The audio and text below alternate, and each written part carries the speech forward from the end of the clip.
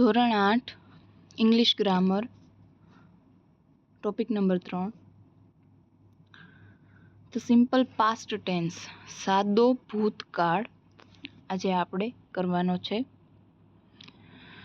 તો simple past tense બરાબર, સાદો ભૂતકાળ. હવે તેનો જરાક સમજૂતી આપણે લઈએ કે આના પહેલાં આપણે જોઈ ગયા સાદો વર્તમાનકાળ. એમાં હતું એમ ઇઝ અને આર. બરાબર, એમ ઇઝ આરથી વાક્યો બનતા હતા. હવે તેની જગ્યાએ હવે આપણે શું ફેરફાર કરવાનો છે સાદા ભૂતકાળમાં? તો કે એમ ઇઝ આરની જગ્યાએ આપણે વોઝ અને વેર વાપરીશું. હવે એનો સીધો મતલબ એ થાય કે જેવી રીતે એક વચનમાં એમ ઇઝ આર હતું, એમ ઇઝ આરનું વોઝ વેર. બરાબર, હવે એમ ઇઝ આર જેમ વર્તમાનમાં હતું તેવી જ રીતે ભૂતકાળમાં વોઝ અને વેર. તેવી જ રીતે ટુ હેવ. બરાબર, હવે જેવી રીતે વર્તમાન કાળમાં હેવ હેઝ આપ્યું હોય, બરાબર, હેવ હેઝના વાક્યો હોય, તેવી જ રીતે સાદા ભૂતકાળમાં તેની જગ્યાએ હેડ વાપરવાનું. ઓકે, હેવ હેઝની જગ્યાએ હેડ.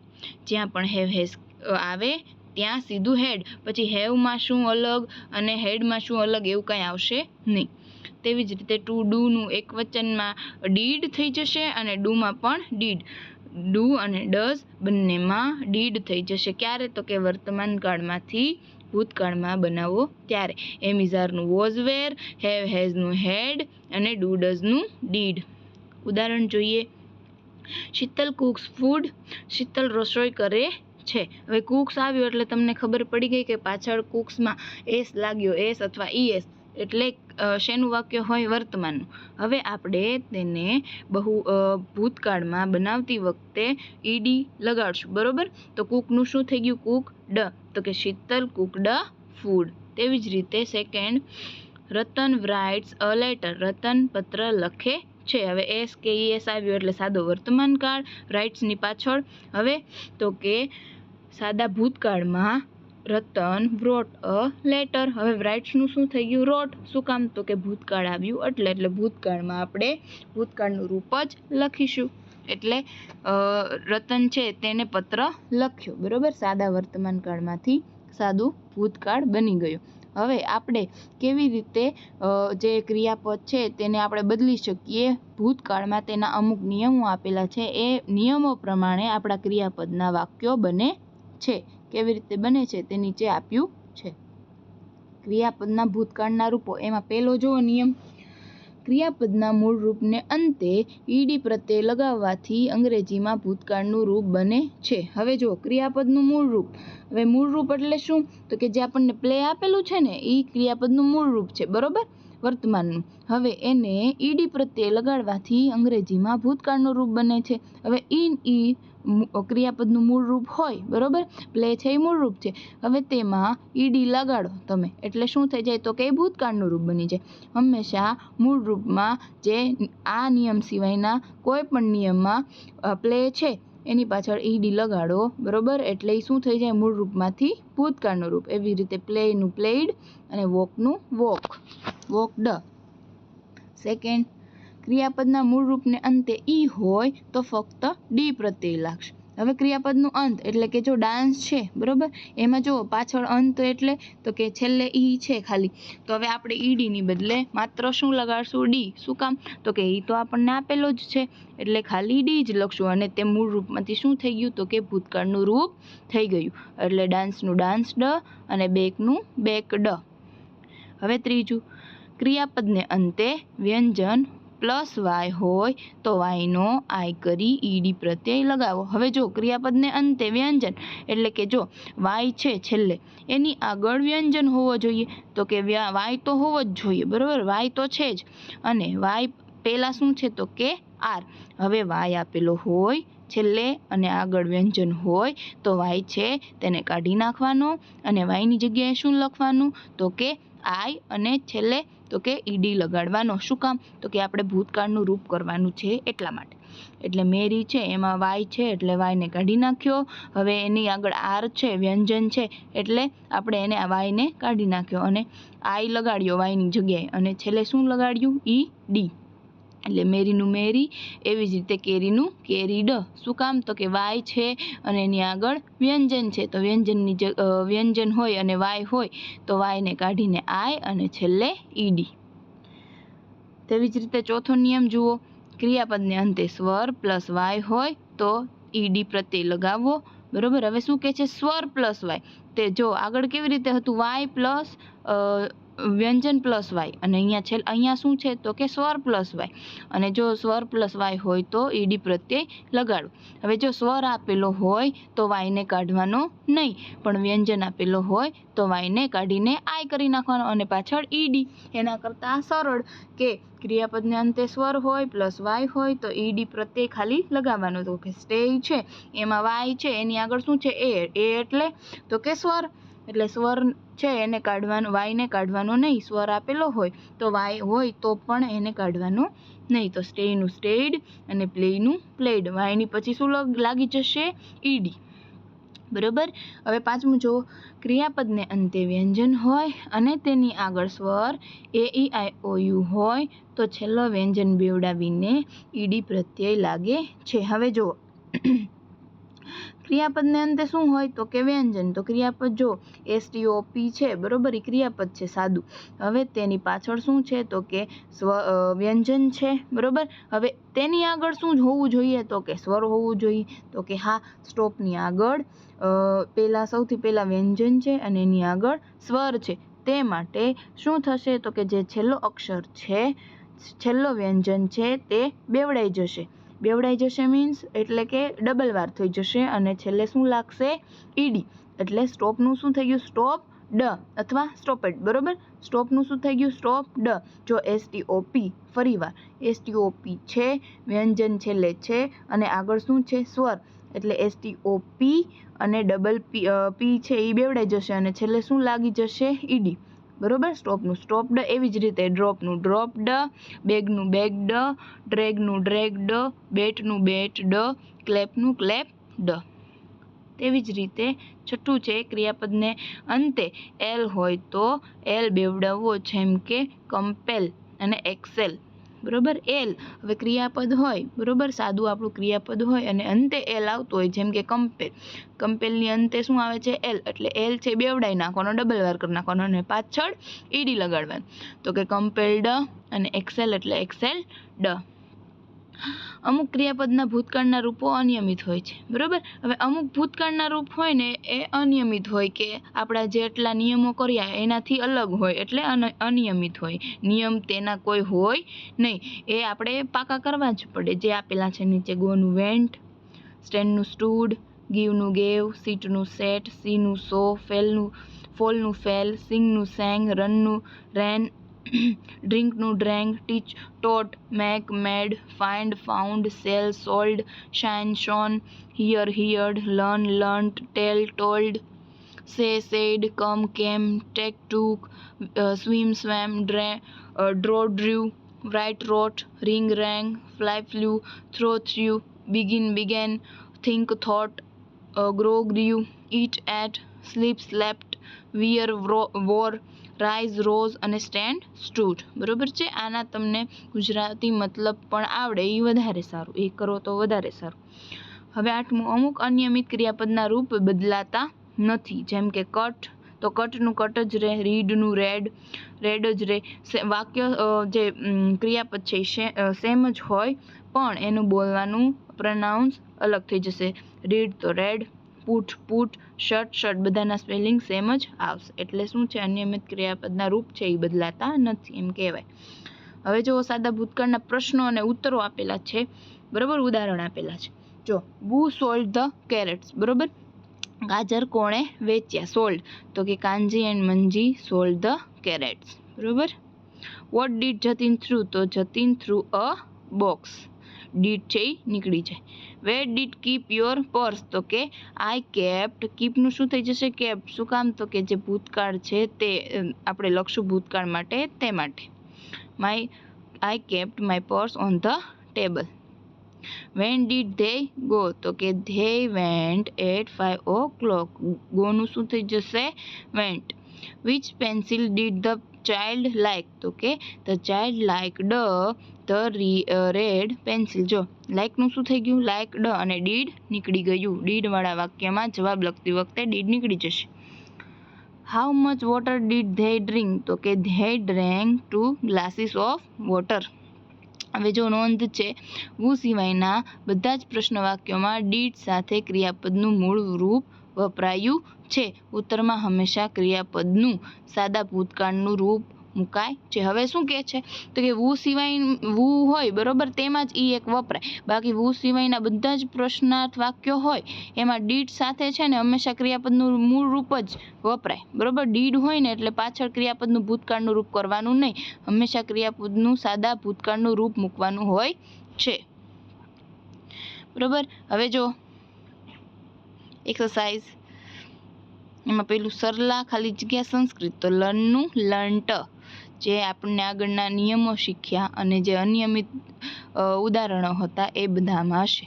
ધ પોલીસમેન સ્ટોપ્ડ, સ્ટોપનું stopped. The thief. Naina wrote a letter, રાઇટનું wrote. The student sang a song, સિંગનું sang. They went home early, ગોનું went. The teacher liked the poem, લાઇકનું like. We enjoy the picnic, એન્જોયનું enjoy, enjoyed. Mathews threw the ball, થ્રોનું through.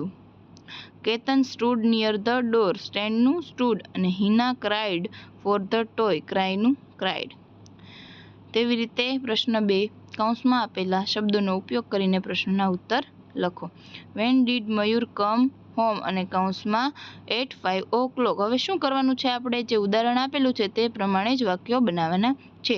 જેવી રીતે વાક્ય આપેલું છે અને કૌંસમાં જે શબ્દ છે તેનો ઉપયોગ કરીને એ વાક્યમાં જવાબ આવી જાય તેવી રીતે લખવાનું છે. તો when did Mayur come home, Mayur ક્યારે ઘરે આવશે બરોબર. તો કે સૌથી પહેલા શું લખવાનું, તો કે કરતા એટલે કે મયુર બરાબર. મયુર કેમ. હવે ક્રિયાપદ, હવે ક્રિયાપદનું શું આવશે તો કે ભૂતકાળનું રૂપ. શું કામ, તો કે ભૂતકાળનું વાક્ય છે એટલા માટે. તો કમનું શું થઈ ગયું, કેમ. પહેલા તો કરતા કોણ છે, મયુર. પછી ક્રિયાપદનું ભૂતકાળનું રૂપ એટલે કે કેમ, તો કે મયુર કેમ હોમ. પછી અધર વર્ડ્સ, તો કે હોમ એટ 5 o'clock. હવે આપણને જે કૌંસ આપેલો છે જે તે જ્યાં બંધ બેસતો હોય તે લખી નાખવાનું. તો કે મયુર કેમ હોમ એટ 5 o'clock. તેવી જ રીતે પેલું, what did mister Desai buy, mister દેસાઈએ શું ખરીદ્યું, તો કૌંસમાં શું છે, બુક્સ. તો પહેલાં શું આવશે જવાબ લખતી વખતે, તો કે મિસ્ટર કરતા. જે પહેલામાં શું આવશે તો કે કરતા, તો શું આવશે મિસ્ટર દેસાઈ. પછી બાયનું શું થઈ જશે, ક્રિયાપદ નું ભૂતકાળનું રૂપ, તો કે બાયનું બોટ. અને બુક્સનું બુક્સ. અને છેલ્લે ક્વેશ્ચન માર્ક.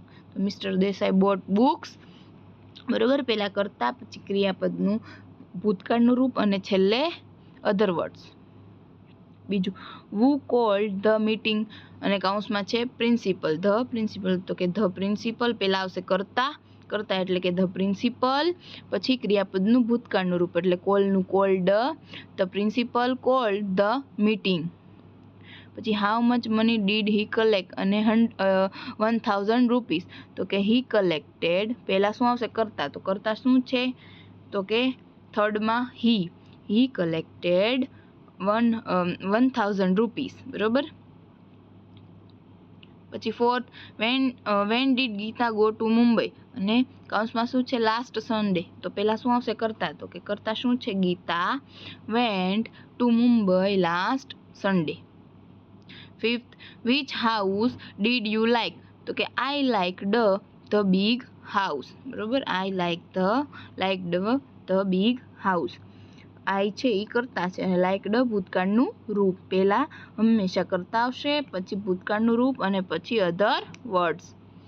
છઠ્ઠું, વેર ડીડ ધ ચિલ્ડ્રન ગો, અને કૌંસમાં છે ટુ ધ પાર્ક. તો કે the children went to the park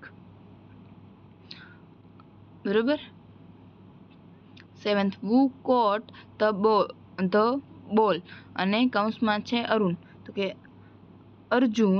કૌંસમાં છે અર્જુન. તો કે Arjun caught the ball. Which game did Sheetal play, અને કૌંસમાં છે બેડમિન્ટન. તો Sheetal played badminton game. How many balloons did he cell, અને કૌંસમાં છે 12.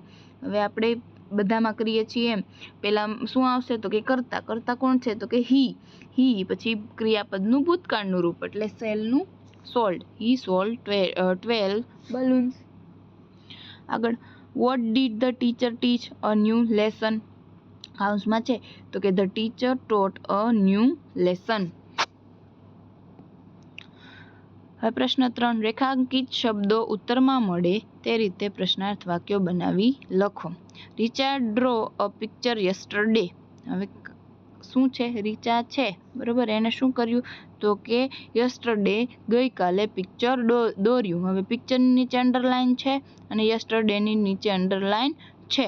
હવે આપણને ખ્યાલ છે કે કોઈ પણ વસ્તુ હોય બરોબર, એના માટે વોટથી પ્રશ્ન બનશે.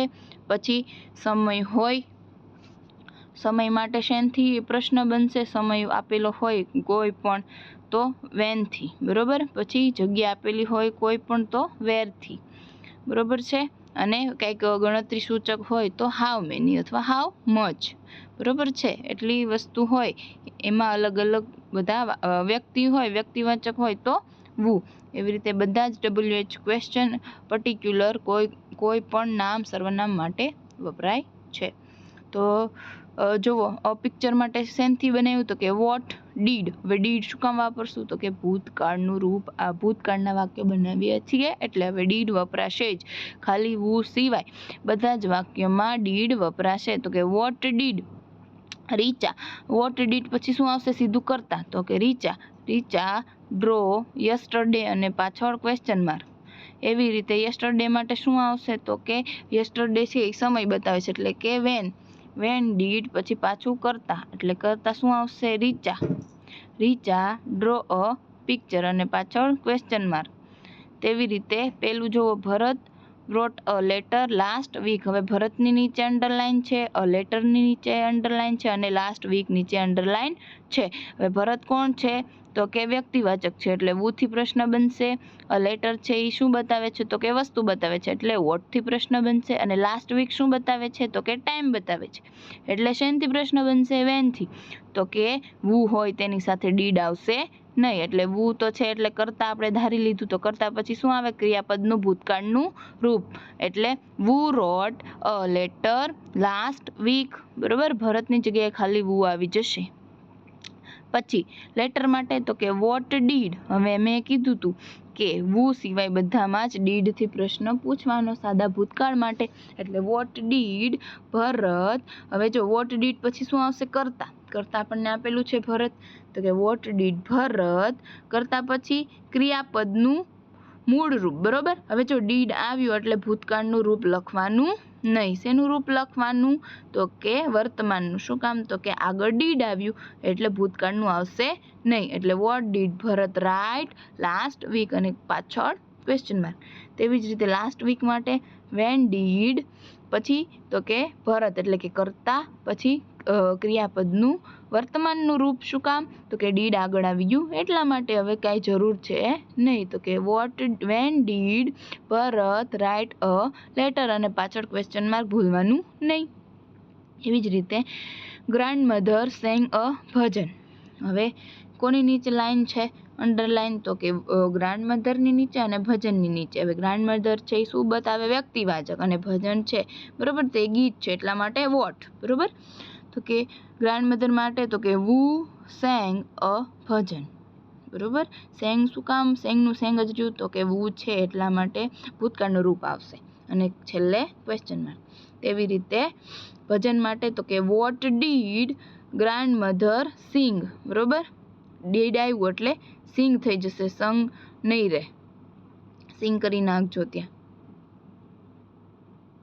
હવે અહીંયા દર્શન gave a speech in the morning. હવે દર્શન છે એની નીચે અંડરલાઇન છે અને ઇન ધ મોર્નિંગ નીચે અંડરલાઇન છે. હવે દર્શન માટે વુ અને મોર્નિંગ છે શું બતાવે છે ટાઈમ બતાવે છે એટલે વેન. તો કે વેન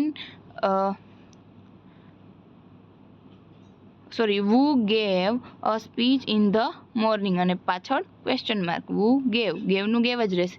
હવે સમય માટે તો કે when did દર્શન. હવે જુઓ when did પછી કરતા પછી તો કે વર્તમાનનું રૂપ. શું કામ? તો કે did આગળ આવી ગયું એટલા માટે. એટલે when did દર્શન give a speech અને પાછળ ક્વેશ્ચન માર્ક. એવી જ રીતે ચોથું mother went to the market yesterday. હવે મધર માટે તો કે વ્યક્તિવાચક છે એટલે who, ટુ ધ માર્કેટ માટે જગ્યા આપેલી છે એટલે વેર.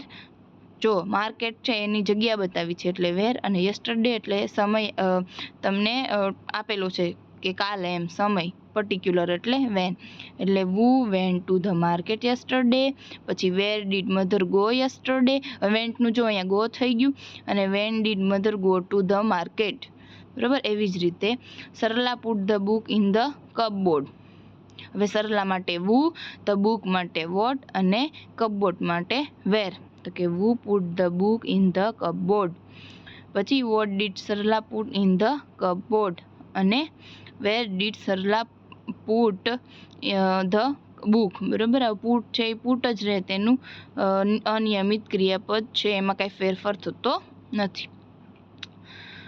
આગળ the children sat in the hall in the morning. બરાબર. ચિલ્ડ્રન માટે who, તો કે who sat in the hall in the morning. Where did the children sit. સેટનું શું થઈ જશે? Sit in the morning. અને where did the children sit in the hall. બરાબર છે. જે અંડરલાઇન કરેલા વર્ડ હોય એ આન્સર તરીકે લેવાના, અને એના સિવાયનું બધું ક્વેશ્ચન તરીકે. 7th the teacher taught us grammar.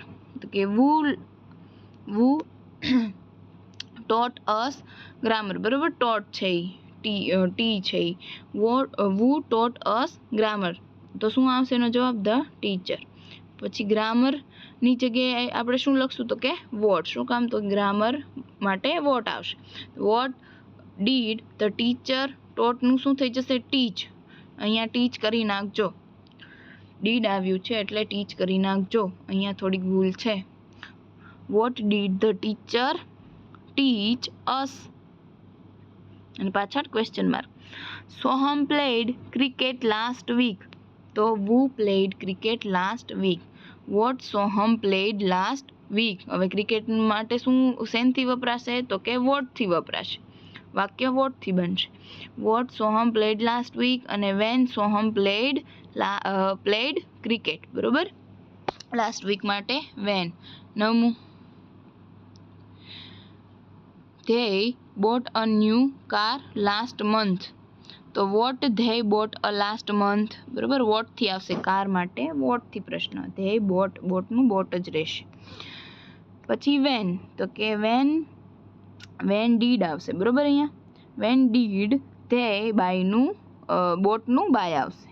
when did they buy a new car. બરોબર. એવી રીતે વાક્ય આવશે. વેન વાળું વાક્ય તમારે એવી રીતે લખવાનું આવશે.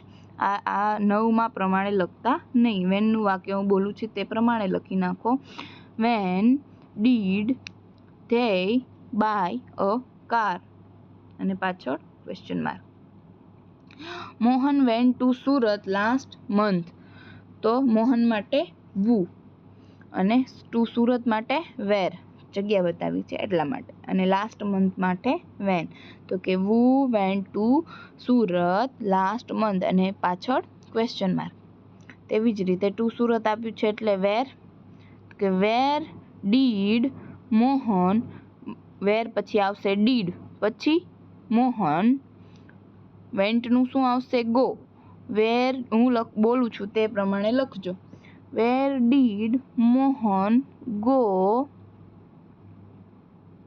વેર did Mohan go to Surat. નહીં, where did Mohan go last month. અને when did Mohan go to Surat. બરાબર છે. હું બોલી લાસ્ટ 2 સેન્ટેન્સ એવી રીતે લખવાના છે. આ સ્ટુડન્ટની સ્વાપોથી છે, આમાં થોડીક ભૂલ છે. 2 સેન્ટેન્સ બોલી લાસ્ટ એ પ્રમાણે તમારે લખવાના થશે.